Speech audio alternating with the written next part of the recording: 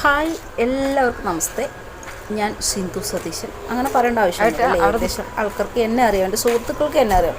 എല്ലാവർക്കും ലോകത്തിലെല്ലാവർക്കും അറിയുന്നല്ല ഞാൻ പറഞ്ഞതിന്. ഓക്കെ, ഞങ്ങളിപ്പോൾ ഒരു രാവിലെ 5 മണിക്കൊക്കെ ആയി രണ്ടുപേരും നടന്നു പോവുകയാണ്. പൊതുവേ ഈ സമയത്ത് ഇപ്പോൾ ആൾക്കാർ കുറച്ച് കുറവാണ്. കാരണം അത് ചൂട്, പിന്നെ എല്ലാവരും ഭയങ്കര ക്ഷീണമായിട്ട് കിടന്നുറങ്ങുകയൊക്കെ ചെയ്യുന്നില്ലേ. അതുകൊണ്ട് രാവിലെ എല്ലാവരും എഴുന്നേൽക്കാനൊക്കെ ഞങ്ങൾക്കടക്കം മടിയാണ്. ഇന്ന് കുറച്ച് ലേറ്റായിട്ടാണ് നമ്മൾ പോകുന്നത്. 2 നിഴൽചിത്രങ്ങൾ പോകുന്നത് കണ്ടില്ലേ. ജീവിതം മുന്നോട്ട് കൊണ്ടുപോകാനുള്ള യാത്രയാണ്.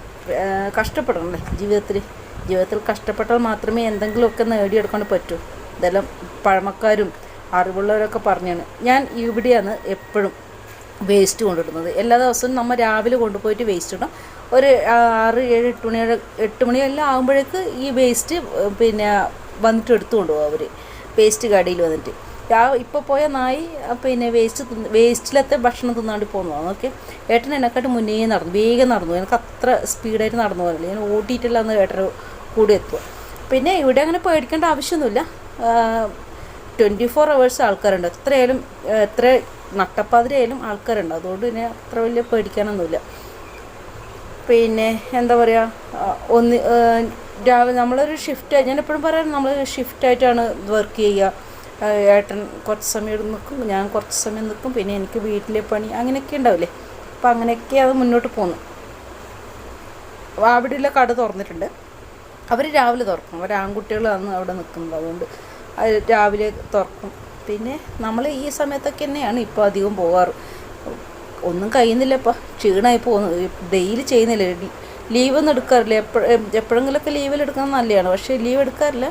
പിന്നെ എന്നും കട തുറക്കും. അങ്ങനെയൊക്കെയാണ്. അപ്പോൾ ഞങ്ങൾ നേരെ നമ്മുടെ ഷോപ്പിൻ്റെ ആ ഭാഗത്തേക്ക് ടേൺ ചെയ്തിട്ടുണ്ട്. പിന്നെ ഞാൻ ഇപ്പോൾ ഈ വീഡിയോ എടുത്ത് തന്നെ ഒരു കാര്യം പറയാൻ വേണ്ടിയിട്ടാണ്. ഇത് നിങ്ങൾക്ക് കാണാണ്ട് പറ്റും. പിന്നെ കണ്ടോ, ഇതാ പിന്നെ ഇതാ ഓടി വരുന്നൊരു നായിനെ കണ്ട. ഞങ്ങൾ ഇന്നലെ പിന്നെ ലേറ്റായിരുന്നു കട തുറക്കാൻ വേണ്ടിയിട്ട്.